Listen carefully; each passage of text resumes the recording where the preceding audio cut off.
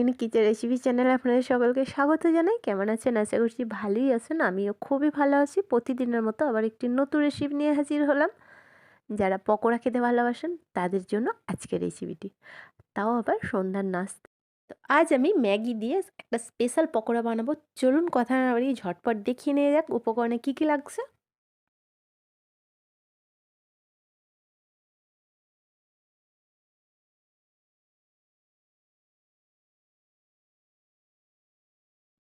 তো এইখানে আমি 2টা আলু বয়েল করে রেখে দিয়েছি। আর লাগবে আমাদের 2টা পেঁয়াজ, দেখুন এখানে স্লাইস করে কেটেছি। একটা ডিম লাগবে, আমি কিন্তু ফাটিয়ে রেখে দিয়েছি। আর এখানে যেটা লাগবে, আমি 3টা ম্যাগির প্যাকেট থেকে এটা দেখুন হাত দিয়ে পুশ করে ভেঙে ভেঙে রেখে দিয়েছি, একটু গুঁড়ো করে আর কি। মশলাগুলো সাইডে রেখে দিয়েছি, ঠিক আছে। মশলার মধ্যে এখানে হাফ টেবিল চামচ চিকেন ফ্রাই মশলা, হাফ টেবিল চামচ জিরার গুঁড়ো। এই মশলাটা হচ্ছে আস্ত শুকনো লঙ্কা, ধনে এবং জিরেকে একটু রোস্ট করে গুঁড়ো করা।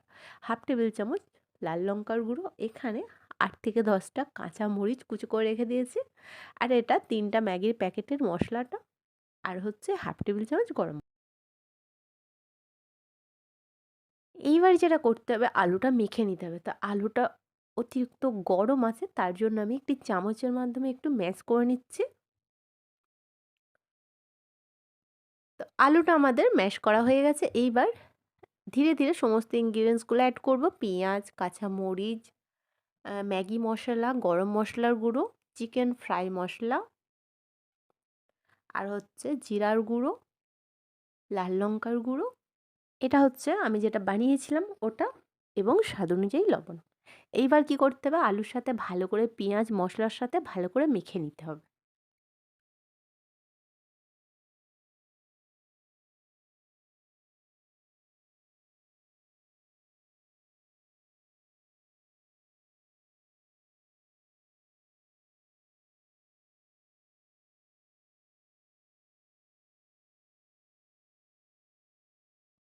তো আলু মাখা কমপ্লিট। এইবার করতে হবে যেটা, সেটা হচ্ছে একটা রাউন্ড শেপ দিতে হবে। দেখুন অল্প করে একটু আলু মাখা নিলাম, হাতের তালুতে এইভাবে ঘুরিয়ে ঘুরিয়ে দেখুন একটা রাউন্ড শেপ হয়ে গেল সুন্দর। আপনারা যে যেরকম পছন্দ করেন শেপ দিতে পারেন, তবে হ্যাঁ আমার মতে বলে রাউন্ড শেপটাই বেস্ট।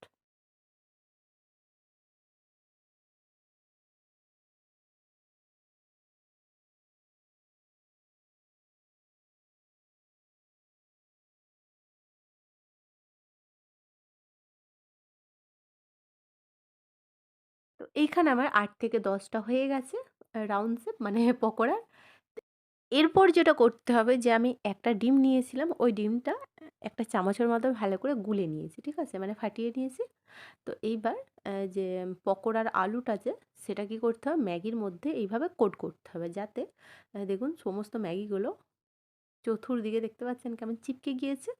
এটা করবেন। তো আমি একটা করে দেখালাম, আর একটা করে দেখাচ্ছি আপনাদেরকে। আমি কিন্তু আগে করে নিয়েছিলাম, আপনাদেরকে দেখানোর জন্য এটা আবার করলাম।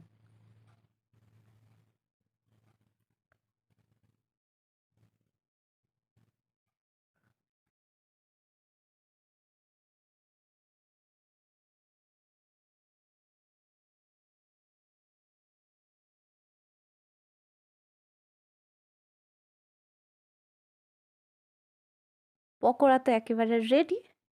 দাঁড়ান দাঁড়ান, এখনও কাজ বাকি আছে। কাঁচা খাবো নাকি আমরা?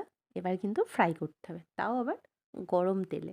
তো এখানে আমি গ্যাসটি অন করে গ্যাসের মধ্যে একটা কড়া নিয়েছি, কড়ার মধ্যে সরিষার তেল অনেকটা দিয়ে দিয়েছি। তো তেলটা ভালো করে গরম করতে হবে, তার জন্য আমরা ওয়েট করি একটু।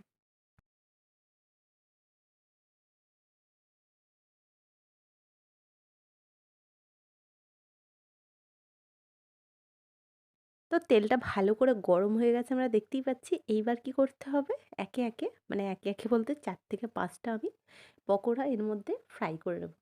গ্যাসের ফ্লেম কিন্তু মিডিয়াম করবেন না, হাই হিটেই কিন্তু আমাদের ফ্রাই করতে হবে। তো 5 থেকে 6 মিনিট লাগবে নিচের দিকটা ফ্রাই হতে। আমরা কিন্তু একটা হাতার মাধ্যমে নিচের থেকে ওপর দিকটা উল্টে দেবো, যাতে নিচে ওপর 2 ধারটাই কিন্তু ভালো করে লাল লালভাবে ফ্রাই হয়ে যায়।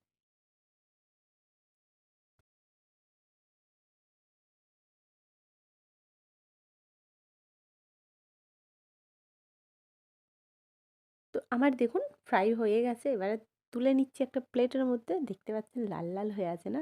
দেখে জিভে জল আসছে, তাই না? আমারও আসছে। এইভাবে সমস্ত পকোড়া আমি একে একে ভেজে তুলে নেব।